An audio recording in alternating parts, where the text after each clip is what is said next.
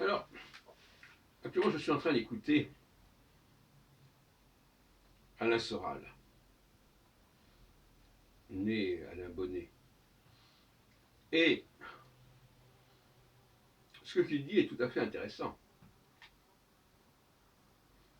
Il nous montre à quel point l'antisémitisme actuel est héritier de l'antijudaïsme chrétien.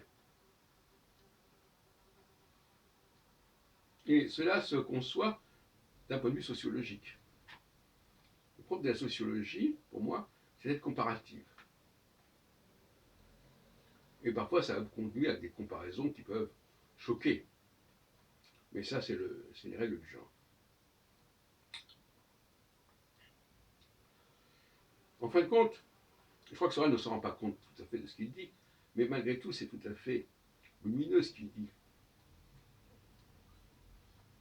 Il conteste que les Juifs puissent avoir une quelconque prééminence. Ou, si on préfère, il veut mettre fin à cette prééminence. C'est exactement ce qui s'est passé avec le christianisme. Sur la question de la prééminence, de la suprématie, de la légitimité de la domination du pouvoir juif.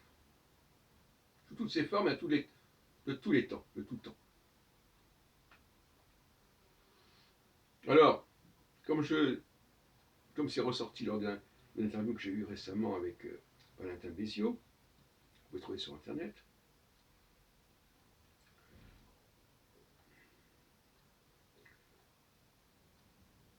les Juifs ont démérité. Ils ont commis le déicide, et donc ça déclenche leur chute. Voilà ce qu'il dit. Et Alain Soral, lui, il se sert du sionisme pour disqualifier les Juifs. Tout comme les chrétiens se servent du déicide pour disqualifier, discréditer les Juifs. C'est la même stratégie. Ah, ils ont fait ça. Attention. Alors, le paradoxe, c'est que quand on prend le problème de la Nouvelle Alliance, un des sujets que je connais bien,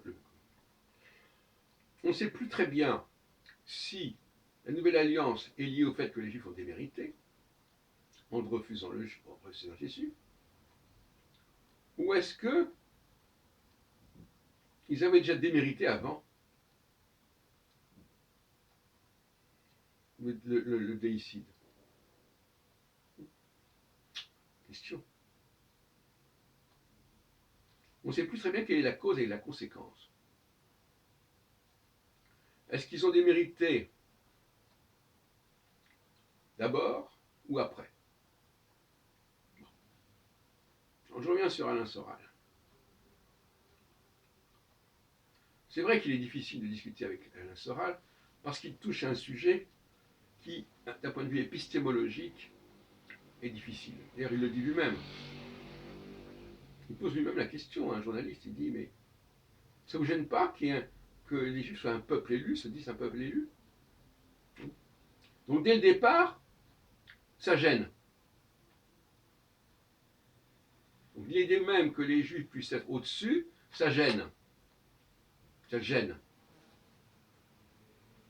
Et ça gênait déjà les païens qui vivaient au voisinage des Juifs, en compagnie des Juifs, et qui étaient, parce que, pas oublier, et c'est rappelé d'ailleurs dans le Lévitique, comme d'ailleurs Soral le rappelle, dans le Lévitique, au chapitre 25, versets 44-46, il est bien dit que les Juifs mettent en esclavage une certaine population. Donc cette population, elle vit au contact des Juifs depuis des siècles, bien avant Jésus. Et le christianisme aura poussé cette population asservie à demander l'égalité avec les maîtres.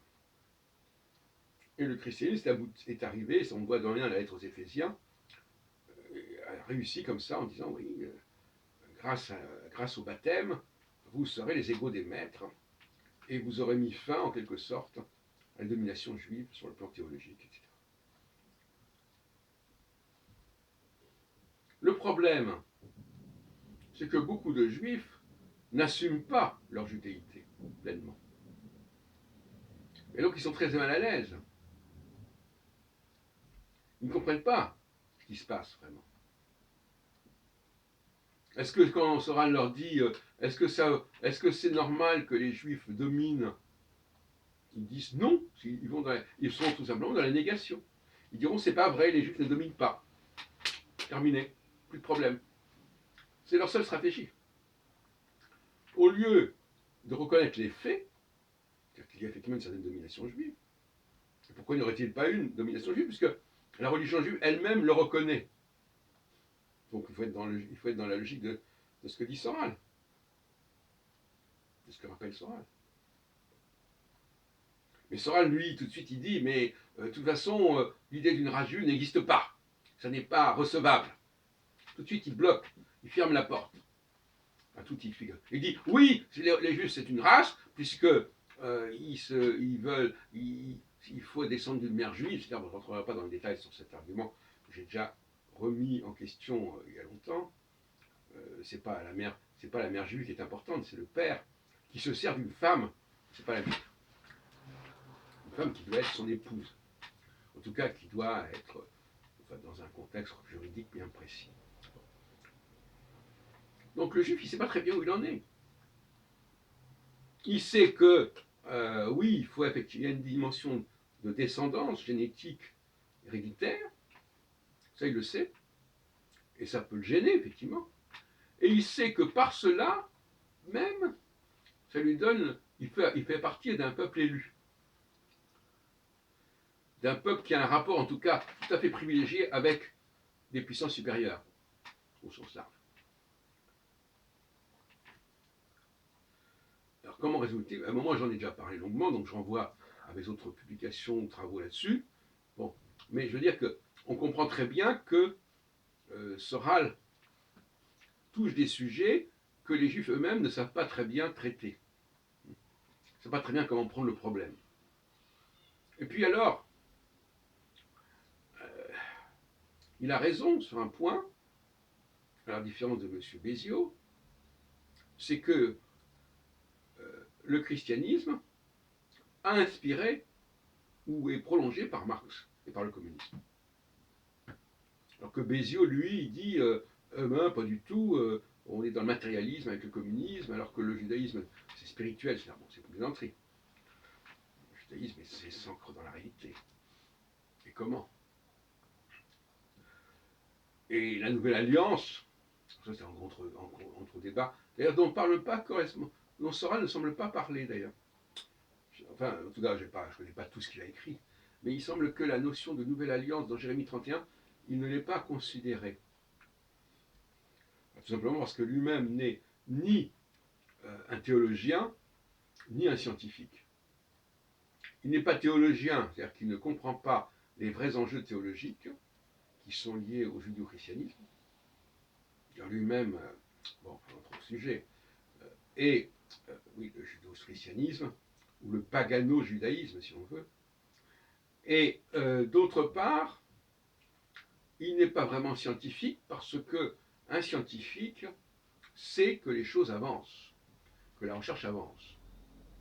Et qu'on ne rejette pas quelque chose parce qu'on ne peut pas l'expliquer.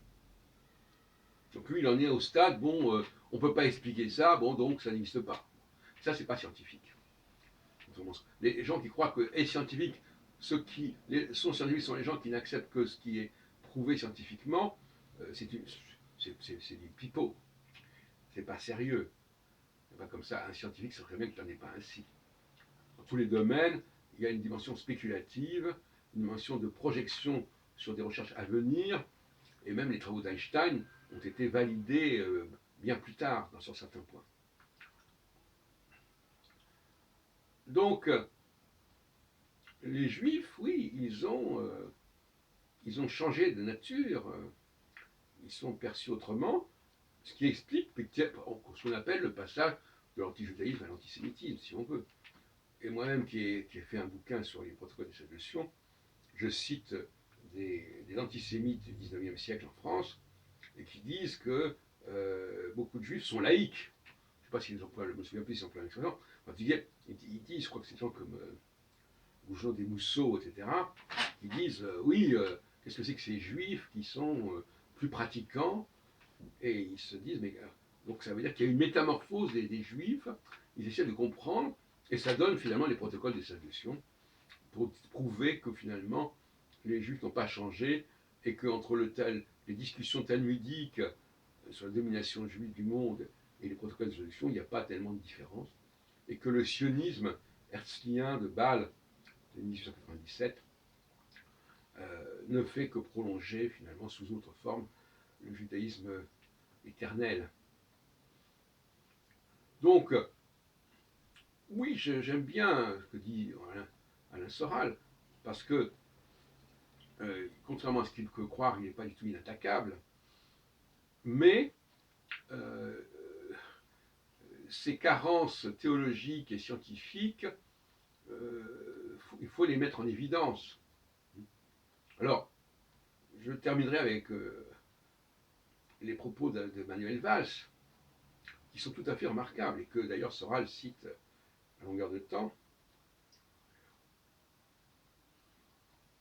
Quelque part, le fait que alors l'histoire de ce qu'il appelle le lobby juif, alors évidemment, ça s'oppose à l'idée de démocratie où tout est décidé par le peuple et par l'onction du peuple, alors que les juifs, ils existent par eux-mêmes. On retombe dans un autre débat que j'ai lancé tout à l'heure dans une autre vidéo, à savoir que les juifs, ils ont ce don particulier qui leur est donné, quelque chose dont ils sont porteurs, et qui ne relève pas de quelque agrément démocratique. C'est clair. Ça renvoie plutôt à l'idée de dynastie, voire de royauté, en tout cas de noblesse et l'aristocratie. Ça c'est certain. C'est pas la démocratie qui permet de comprendre la question juive. Ça c'est sûr. On ne peut pas être à la fois juif et démocrate, ou en tout cas, on est pour à ce moment-là une monarchie, enfin une démocratie, une monarchie présidentielle, une monarchie parlementaire, enfin, quelque chose de cet ordre-là. En tout cas, il faut qu'il y ait. La France est complètement dépourvue à ce niveau-là. Avec elle n'a plus de monarchie parlementaire, donc elle ne comprend pas la notion de verticalité, elle ne comprend pas la notion d'hérédité, qui est complémentaire à la notion de démocratie. Donc une démocratie qui n'est pas complétée et prolongée ou sous-tendue par une royauté d'une manière ou d'une autre, elle est déséquilibrée, elle est bancale. Et donc, que les juifs ne puissent plus jouer leur rôle en France, c'est une façon pour la France d'être décapitée.